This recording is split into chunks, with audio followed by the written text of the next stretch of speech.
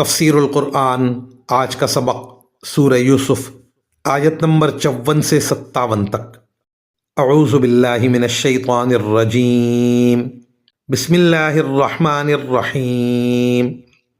وقال الملک ائتونی بہ استخلصہ لنفسی فلما کلمہ قال انک اليوم لدینا مکین امین۔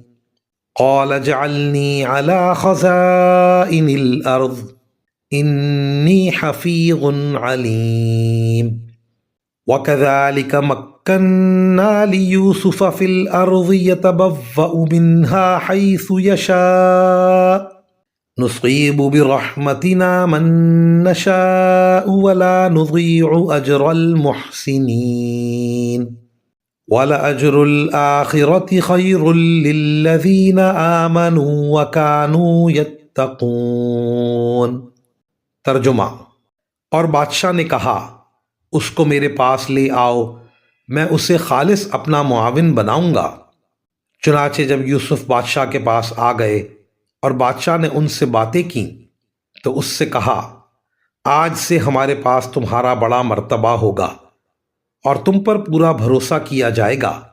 یوسف نے کہا کہ آپ مجھے ملک کے خزانوں کے انتظام پر مقرر کر دیجئے، یقین رکھیے کہ مجھے حفاظت کرنا خوب آتا ہے اور میں اس کام کا پورا علم رکھتا ہوں۔ اور اس طرح ہم نے یوسف کو ملک میں ایسا اقتدار عطا کیا کہ وہ اس میں جہاں چاہیں اپنا ٹھکانہ بنائیں۔ ہم اپنی رحمت جس کو چاہتے ہیں پہنچاتے ہیں اور نیک لوگوں کے اجر کو ضائع نہیں کرتے، اور آخرت کا جو اجر ہے وہ ان لوگوں کے لیے کہیں زیادہ بہتر ہے جو ایمان لاتے اور تقوی پر کاربند رہتے ہیں۔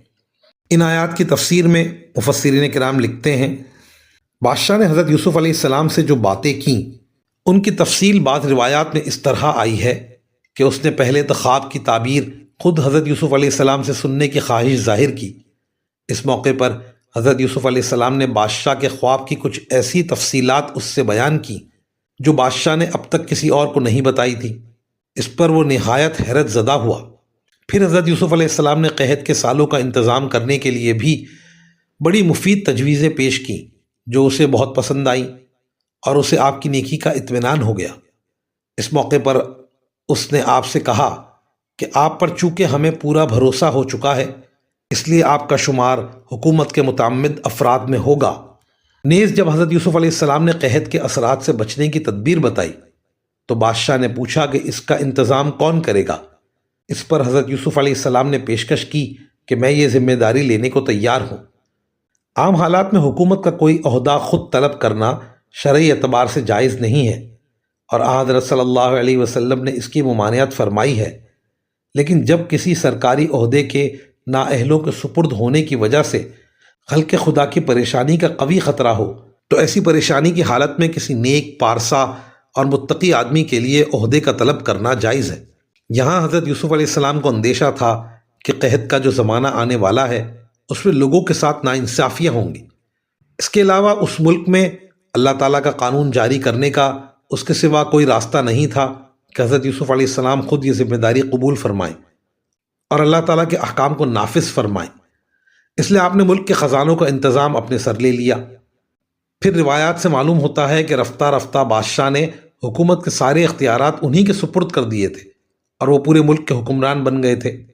اور حضرت مجاہد رحمہ اللہ کی روایت یہ ہے کہ بادشاہ ان کے ہاتھ پر مسلمان بھی ہو گیا تھا، لہٰذا حضرت یوسف علیہ السلام کا اس ذمہ داری کو قبول کرنا پورے ملک پر اللہ تعالیٰ کا قانون انصاف نافذ ہونے کا ذریعہ بن گیا۔